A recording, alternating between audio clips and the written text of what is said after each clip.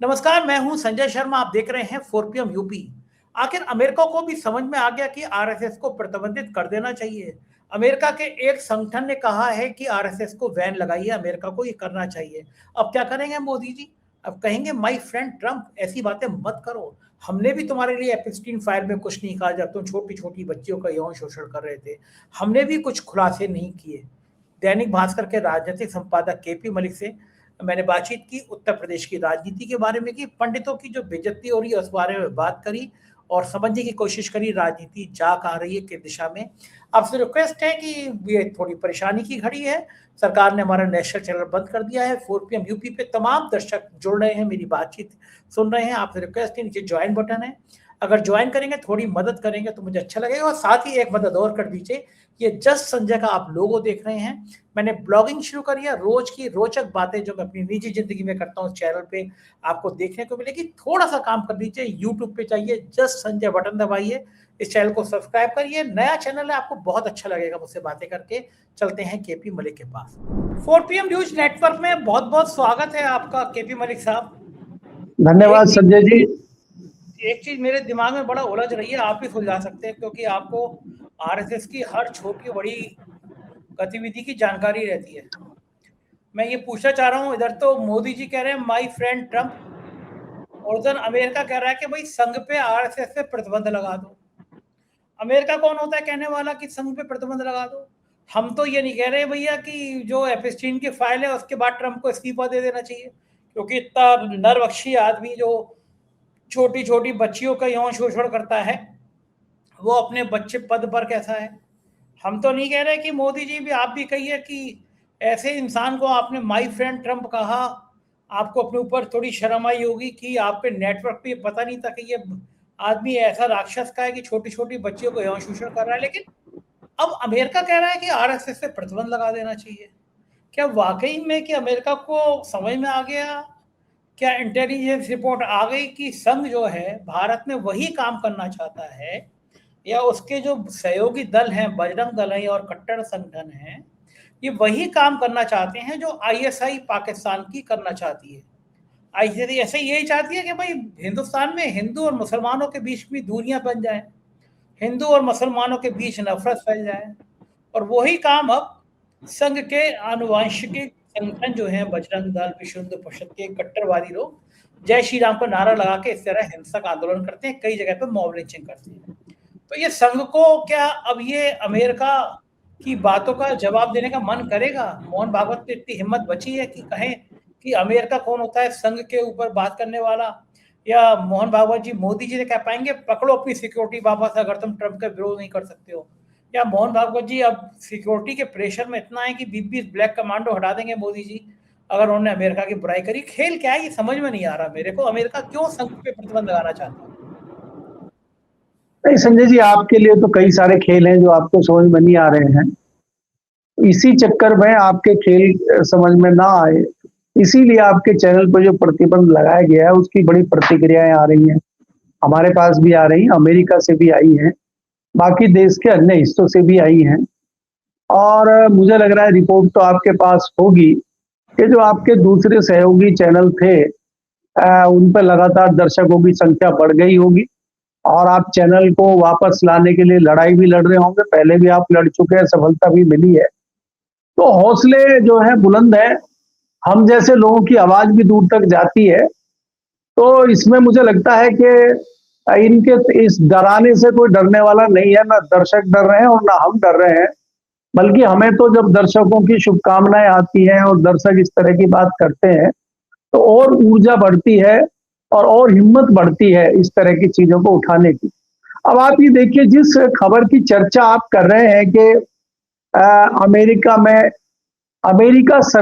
एक सरकारी संस्था है, United state commission of international religion freedom, उसने ये सरकार को कहा है कि आरएसएस पे तत्काल जो है बैन लगाया जाए। उसकी जो संपत्ति है, आरएसएस की संपत्ति अगर कोई अमेरिका में तत्काल जब्त की जाए, यहां तक कहा है। तो ये खबर बाकी जगह कहीं है नहीं, लेकिन 4PM पे चल रही है। तो जब 4PM पे इस तरह की खबरें चलेंगी और मोहन भागवत जी और नरेंद्र मोदी जी के बारे में इस तरह की बातें होंगी, तो देखिए संजय जी, चैनल तो बंद होगा। या तो आप थोड़ा राम धुन लगाइए, योगी धुन लगाइए, और थोड़ा सा जो है नमस्ते सदा वत्सले शुरू कर दीजिए अगर चैनल को बचाना है, और खबरें चलाना है, सच्चाई दिखानी है, दर्शकों का दिल जीतना है, तो फिर ये इस तरह की चीजें आपको झेलनी पड़ेंगी।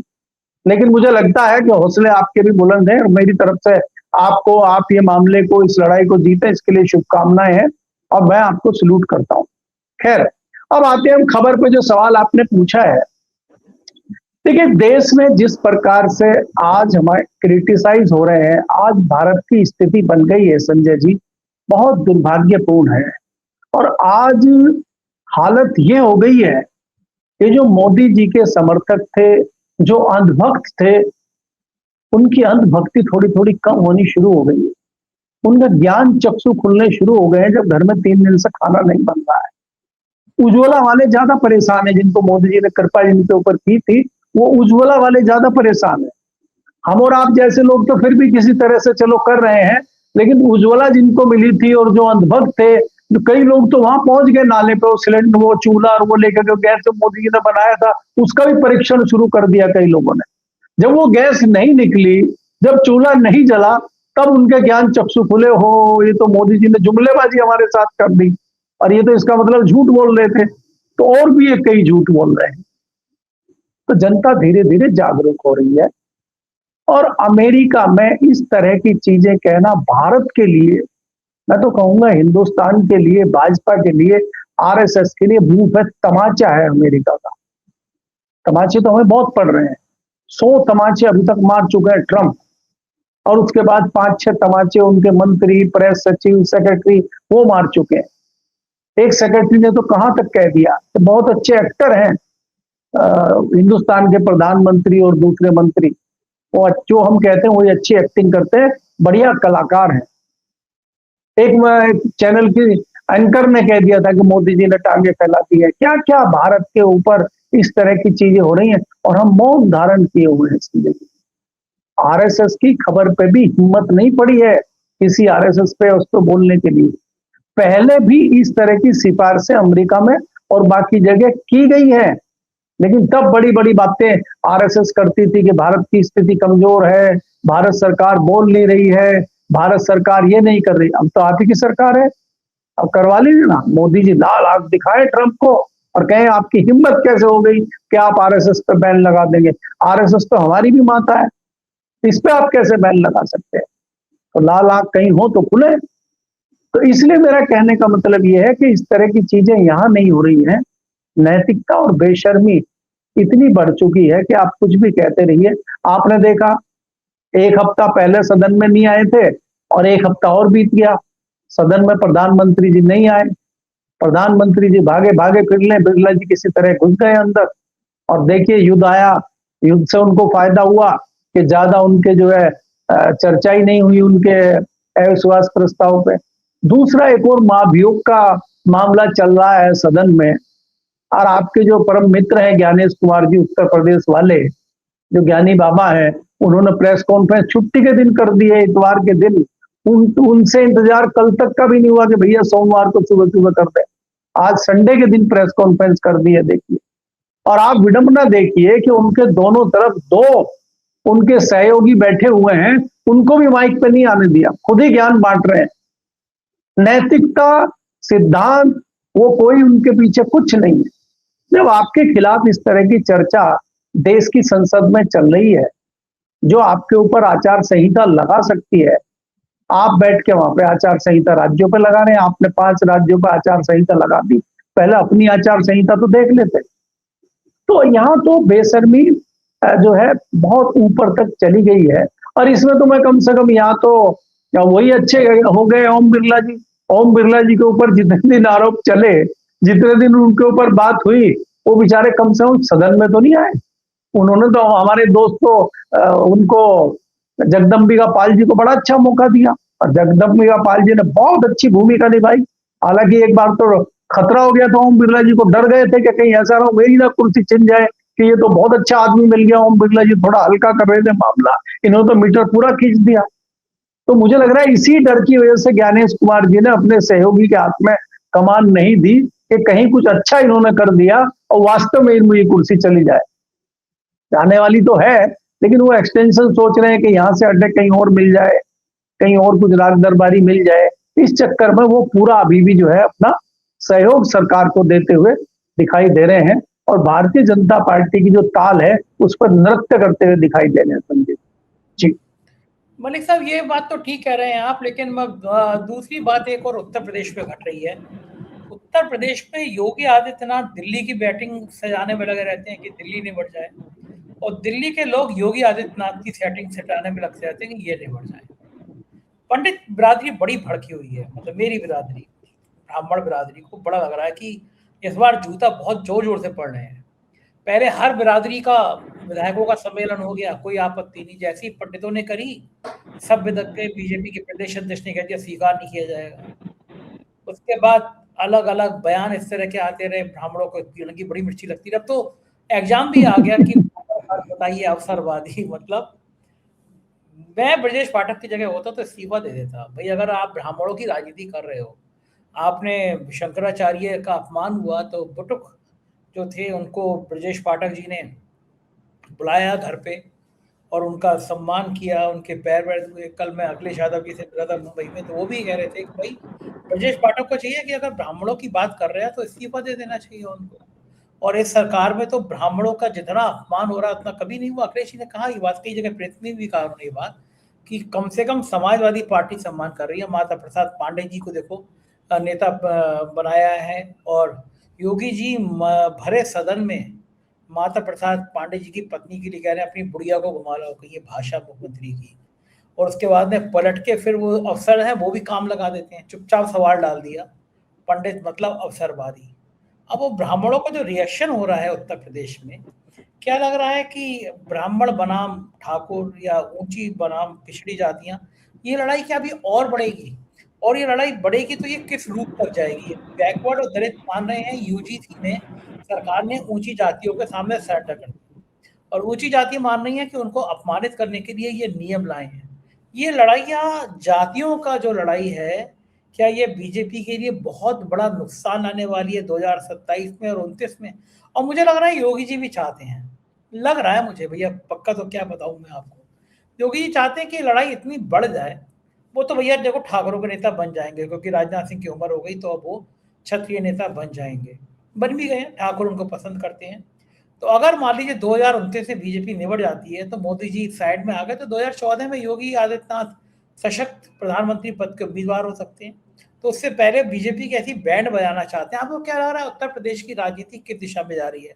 केशव मौर्य का हेलीकॉप्टर देखिए आप, बार बार वो हेलीकॉप्टर दे दिया जा रहा है जिसमें बच जा रहे हैं।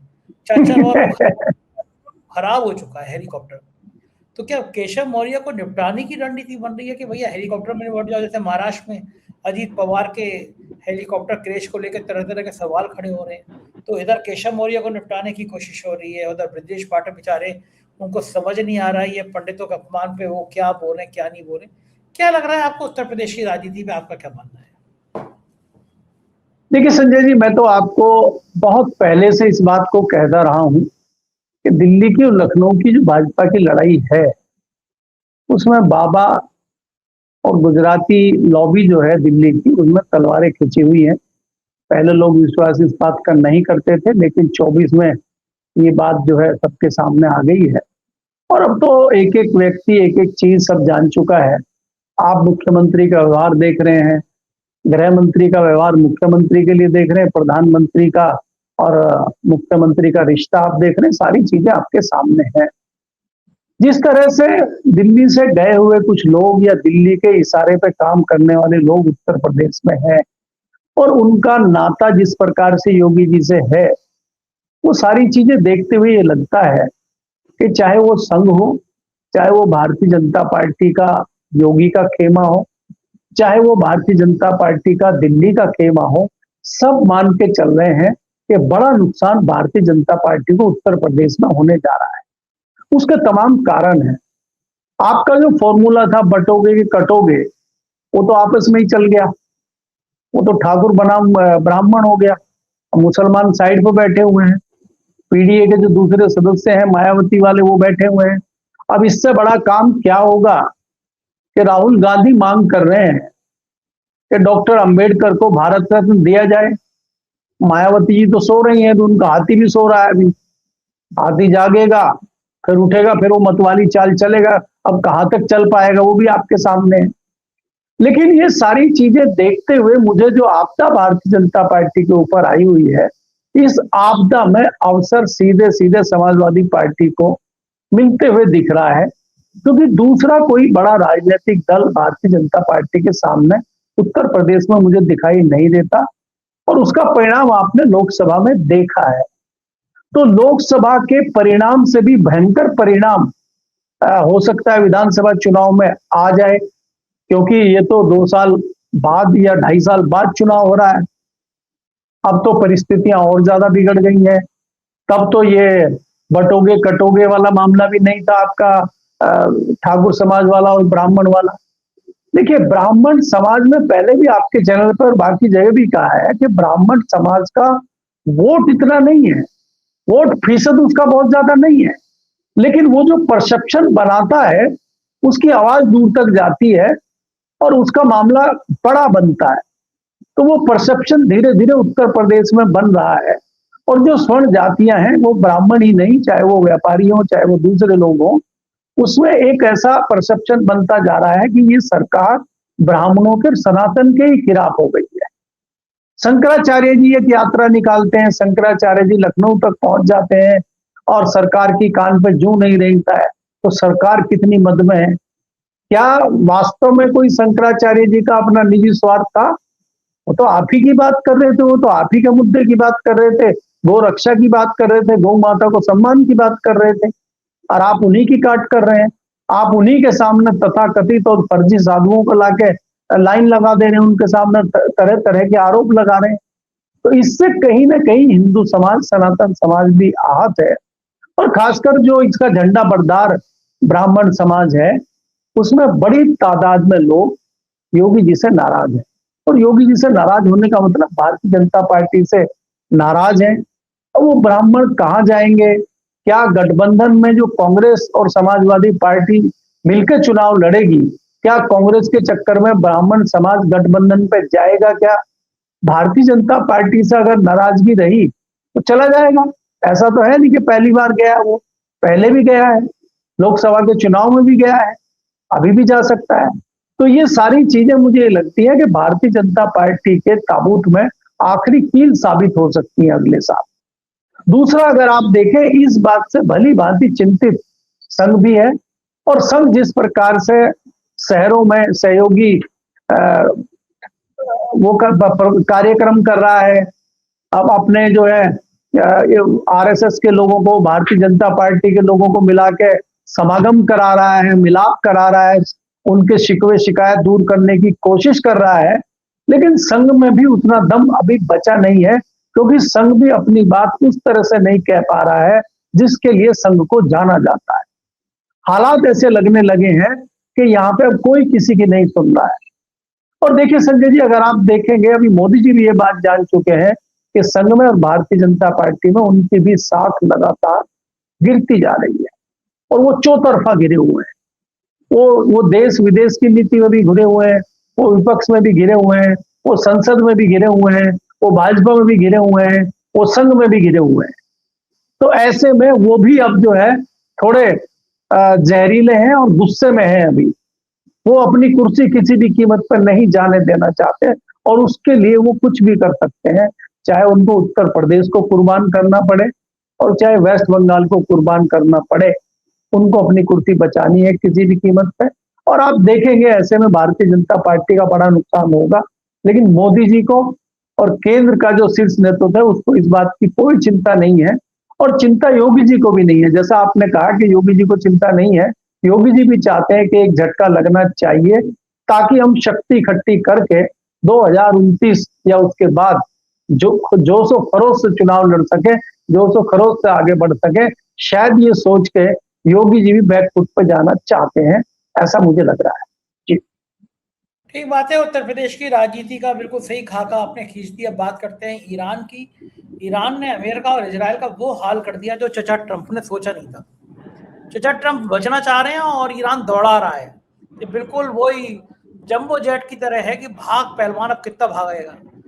किसी तरह अमेरिका चाह रहा है युद्ध खत्म हो जाए, ईरान कह रहा है नहीं बेटा, शुभ ने शुरू किया था, खत्म हम करेंगे। खाड़ी के मिडिल ईस्ट के देश बड़ा परेशान है कि अमेरिका के चक्कर में उनकी लंका लग गई। आपको क्या लग रहा है भारत ने गलती करी ईरान का साथ ना देके अब गिड़गिड़ा रहे हैं कि हमें अपने जहाज आने दो? एलपीजी की जो हालत हो रही है पूरे देश में, हाहाकार मच गया है। लोग याद कर रहे हैं पहले नोटबंदी के टाइम में लाइन लगी थी और अब गैस के टाइम में लाइन लग गई है। मोदी जी लाइन खत्म करेंगे ही नहीं जिंदगी में। कुछ दिनों बाद शव ग्रहों पे भी लाइन लगेगी भैया। लोग जो हिसाब से परेशान हो रहे हैं, लाइन में खड़े खड़े मर जा रहे हैं। बताइए क्या स्थिति हो गई है। क्या लग रहा है आपको ईरान युद्ध बीजेपी की, मोदी सरकार की एक बहुत बड़ी विफलता भी है इसमें कि हम लोग फैसला ही नहीं कर पाए, हमें करना क्या है? देखिए संजय जी, अगर आप ईरान की बात करते हैं तो अमेरिका और इजराइल ने ईरान को बहुत हल्के में लिया था और अमेरिका ने सोचा कि इसको भी हम वेनेजुएला की तरह हैंडल कर लेंगे और वेनेजुएला मान बैठे थे ईरान को। लेकिन ईरान को इस बात का आभास था, ईरान के ऊपर इस तरह की हरकतें ये पहले भी कर चुके हैं। आपको याद होगा 1 साल पहले भी उनके साथ जिस प्रकार से युद्ध हुआ था और बीच में बात हुई थी कि युद्ध रुक गया और एकाएक इन्होंने फिर हमला कर दिया था।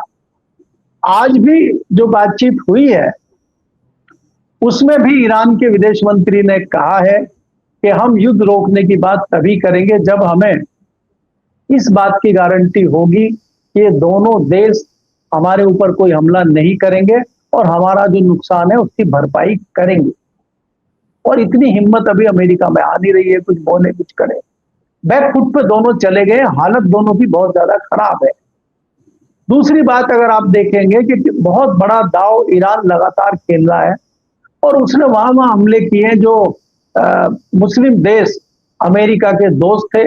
अमेरिका ने उनको गारंटी दी थी सुरक्षा की, वही ईरान ने हमले किए और उनकी कमर तोड़ने के लिए ईरान ने कई सारे सिटी बैंक हो, अमेरिका बैंक हो, दूसरे बैंक हो, माइक्रोसॉफ्ट हो, उसमें दुबई में, सऊदी अरेबिया में और खाड़ी के अन्य देशों में भी हमले किए हैं। उससे अमेरिका बहुत घबराहट और बौखलाहट में है।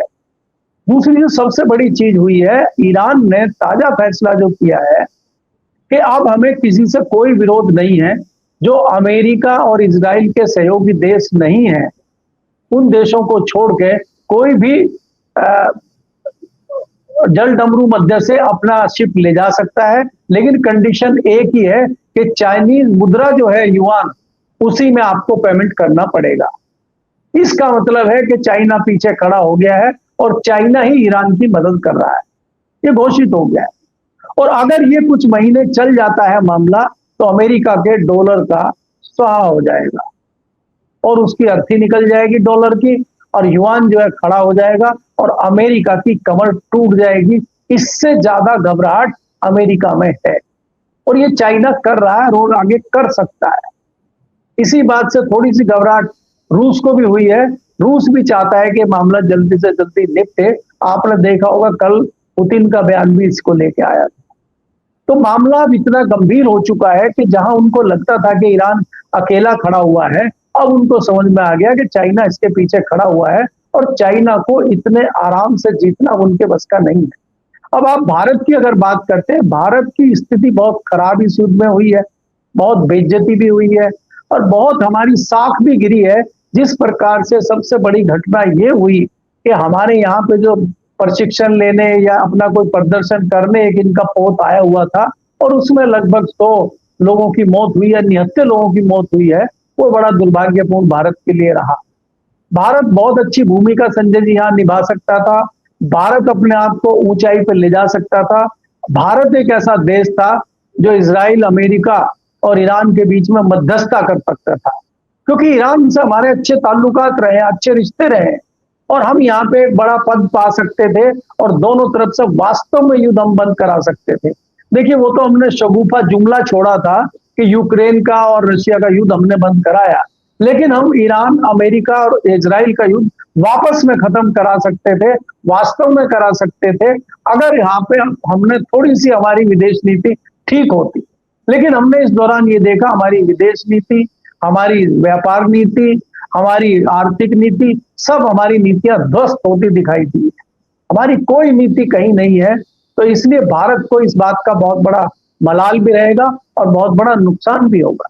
और संजय जी, अंत में मैं ये कहना चाहता हूं आपको कि युद्ध अभी समाप्त नहीं हुआ है, और युद्ध अगर समाप्त होता भी है तो भारत को संभलने के लिए महीनों का टाइम लगेगा, और उन महीनों में आपको पेट्रोल की कीमतें, डीजल की कीमतें भी आसमान छुएंगी, गैस की कीमतें भी आसमान छुएंगी, और जब ये डीजल की, पेट्रोल की कीमत ज्यादा होगी तो उससे दूसरी जो चीजें हैं उनकी कीमत ऑटोमेटिकली बढ़ जाएगी। यानी कि आपको तैयार रहना होगा चौतरफा महंगाई में जीने के लिए, और 4 गुनी महंगाई तक भारत में बढ़ेगी। मुझे ऐसा अंदाजा इस बात से है कि भारत को बड़ा आर्थिक नुकसान होने जा रहा है। जी, बहुत बहुत शुक्रिया मलिक साहब, आपने मुझसे इतनी सारी बातें की, राजनीति समझाई, धन्यवाद। ये थे केपी मलिक जी, पूरी बातचीत आपने सुनी, कैसी लगी बातचीत? क्योंकि ये नए सिरे की बातचीत है, राजनीति के संबंधों में बात है, भारतीय जनता पार्टी की अंदर की बात है। कैसी लगी बताइएगा जरूर। शुक्रिया, थैंक यू।